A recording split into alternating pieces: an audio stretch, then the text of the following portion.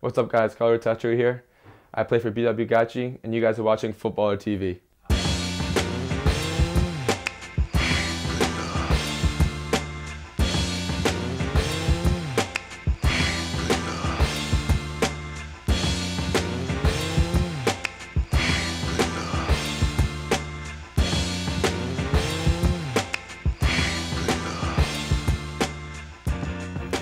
Carlo, welcome to Futbolr TV. Pleasure to be here.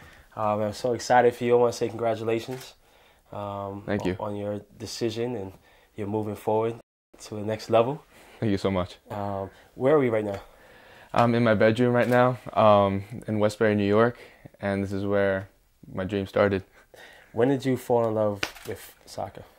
When I first started playing soccer, about 5 years old. I started locally with all my friends, and from there my love grew bigger and bigger. I'll start out 2006 World Cup, where the Italian national team had won. Yes. That famous penalty kick shootout, and from there it just grew on me. Now, going back into the early days of playing soccer, what was the player that you kind of idolized or looked up to? I loved the Italian defenders. I loved Paolo Maldini, Cannavaro, my two absolute favorite center backs of all time. And then, as I was younger when I was an attacker. The other players I loved were Francesco Totti. His midfielder Gattuso is just relentless. He was just relentless. An aggressive you animal. tackle like him? Of course. Oh my God. I love that part of the game. Yeah. I can go on and on with the Italian national team. Buffon, obviously, is a wild character. He's the legend. Absolutely. Zambrotta was fantastic. Giorgio Chiellini in his prime. So growing up playing soccer in New York, after East Meadow, where did you play for? I went to play with Bro Fighters for a little bit. It was kind of on and off with them. And then I went... the Summer League team, or? Yes. Yeah. And then after that, I went to BW Gottschee. And I was about 7 years old when I first joined. And from there, it's been just training and playing. And I'm here now, same team, same coach. Yeah. Now, you had an opportunity to play the IMG, the residency? Yes, I was with the U.S. Soccer, the U17 national team. When's the first time you got your first call-up? I was 14. I was 13. It was in 8th grade. And I remember the whole day. Yeah. I was coming back from school. My mom played a trick on me, saying I got an email from my coach. And I go down, and I saw the email with the U.S. Soccer emblem and everything. And, oh man, I was ecstatic. When did you start playing center back? I started playing center back. It was a U11 tournament. I was a right midfielder at the time, right winger. And you remember where the tournament was? It was in Brentwood. Okay. Brentwood State Park. Yeah. And when I was center back, he was starting center back. He broke his arm the first game. Oh man. And my coach just said, "Carlo, go and center back." And we had a great tournament. We won the whole tournament. And I believe we only lit up 2 goals. Who was coaching that time? My coach is still my coach now, Tom Flood. Okay. And after that tournament, it just stuck. Yeah. And I loved it too. It wasn't something I wanted not to do. Now, I remember your team playing at the back from that age, huh? Of course, yeah. My coach was a big believer in that, and he still is to this very day. And so is my other coach, Paul McGlynn. And when he was there at the time, he thoroughly believed in playing out the back, and he always wanted to play like the European clubs. And that's part of the reason why we won many tournaments and many titles when we were younger. Now, I saw a lot of teams hated you guys. You used to beat up on a lot of teams. Yeah, there were a lot of teams that really disliked us locally and regionally. But always great battles, but we always got the upper hand. Yeah. How did that prepare you when going into your first camp with the national program?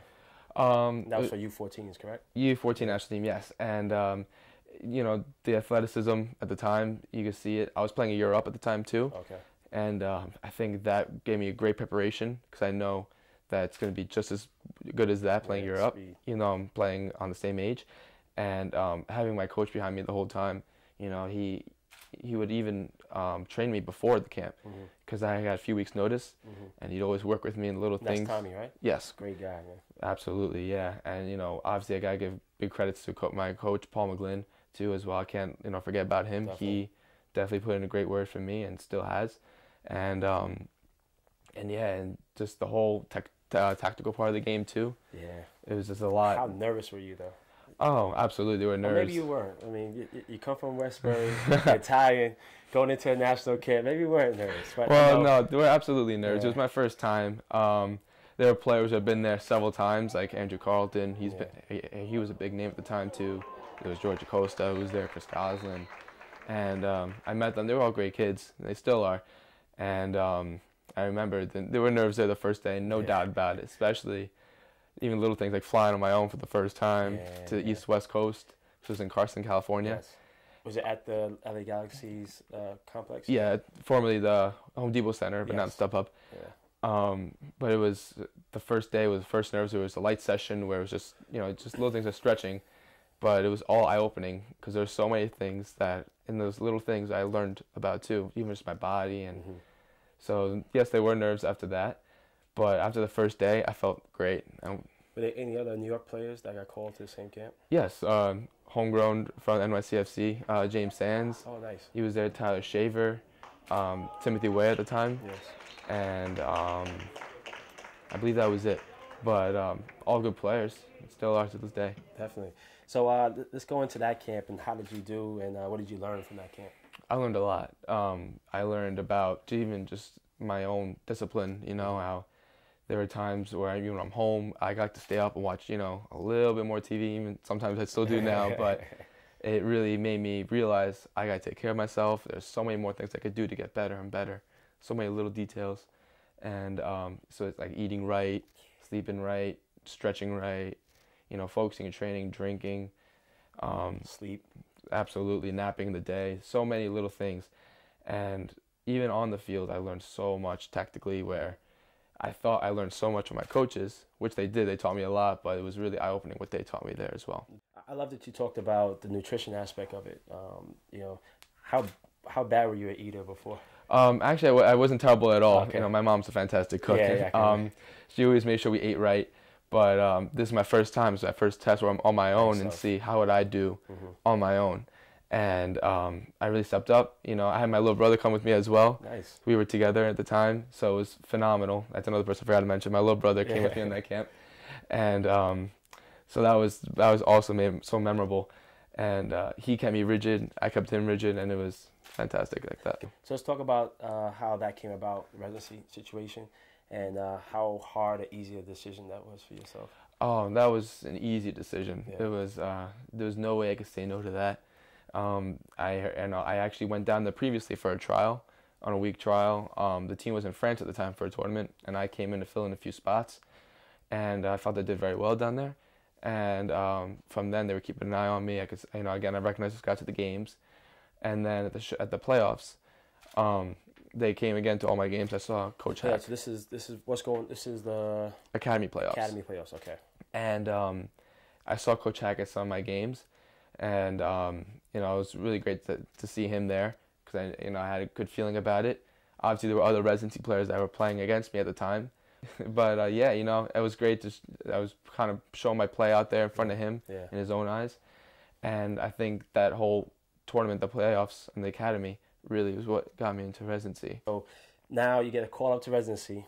You're leaving Mateo. You're leaving mom. You're leaving dad. You're going to go to high school in Bradenton, Florida. Did you ever have any type of second thoughts?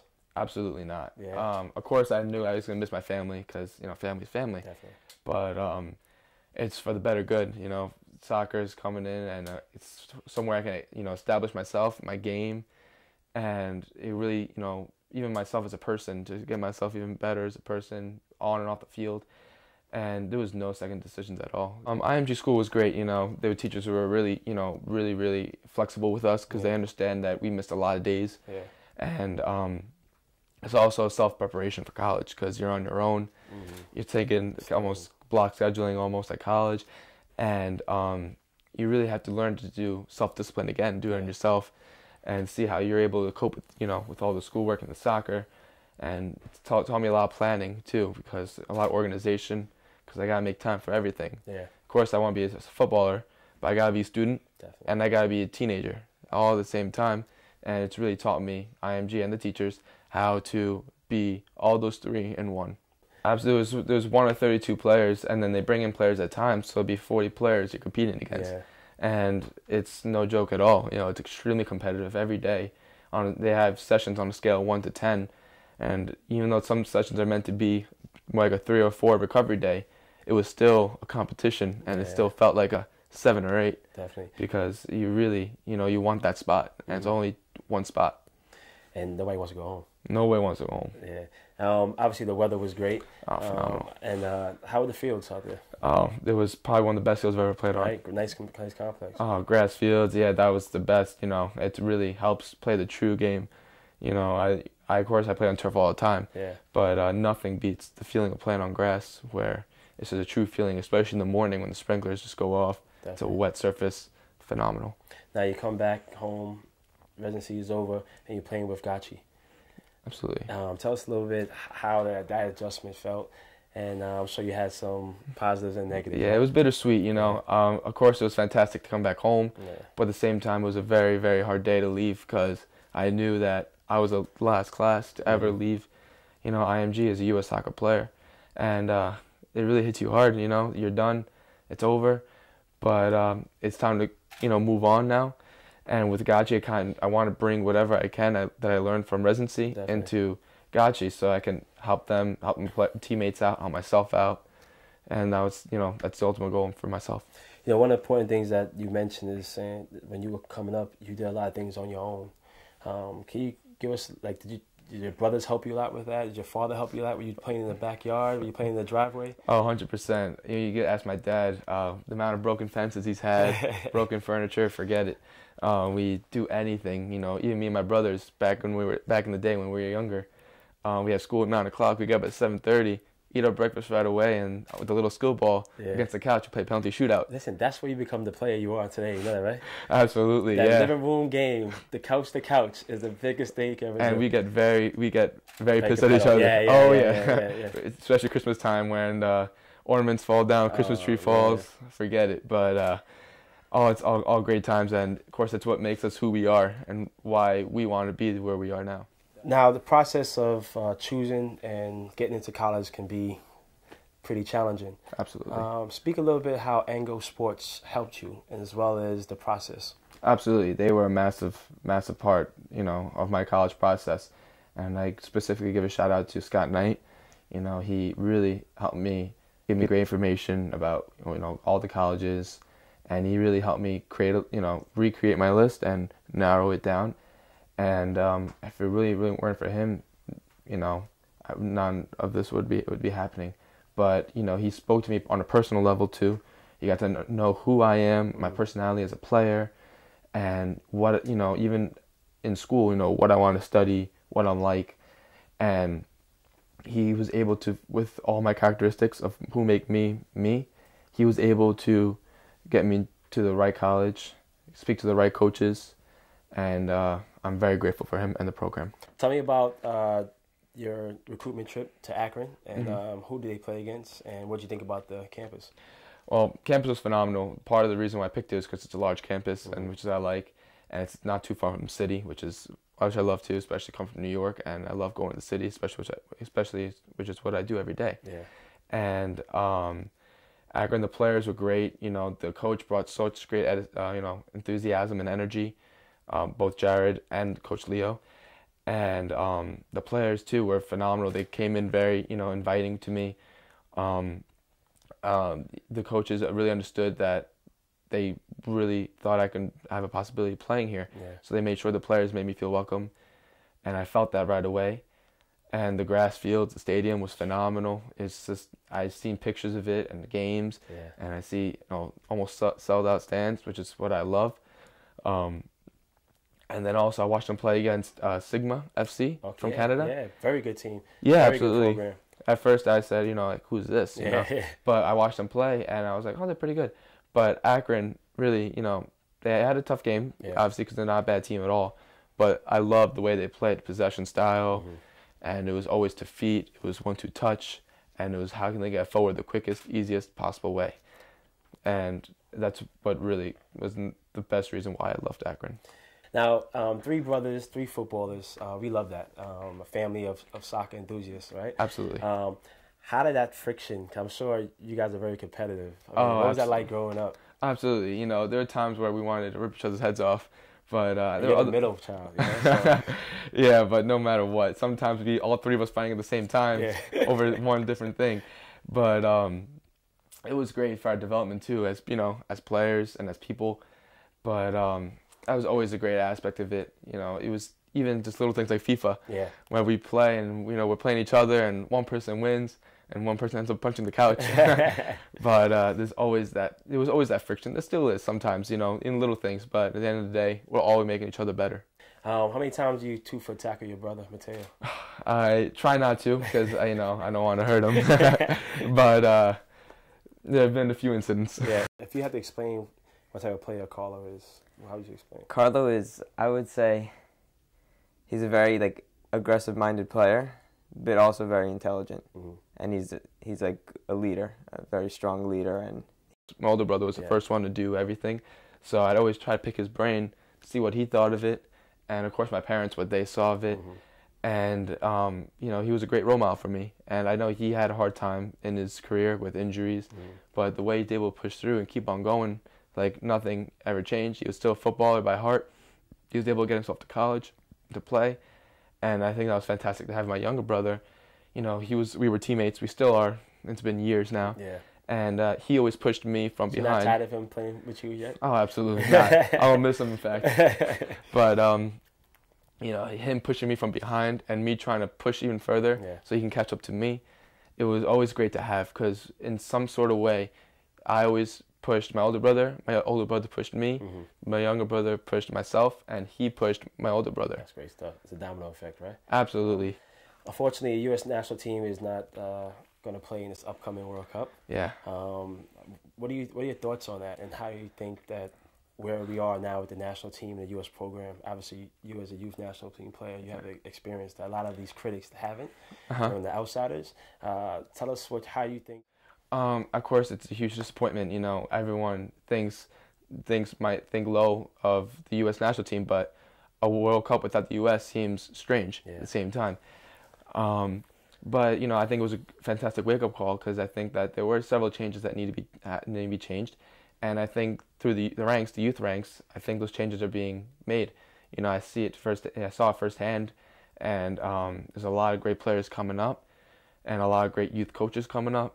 And I think that there's nothing but success in the future for the U.S. Now, let's talk about the U17 World Cup. How did you think the guys performed? I mean, I'm really proud of the guys. I know, of course, I would have killed to be there. Yeah, of course. But, you know, I'm still all their boys, and I supported them 100%, even the coaching staff and everyone.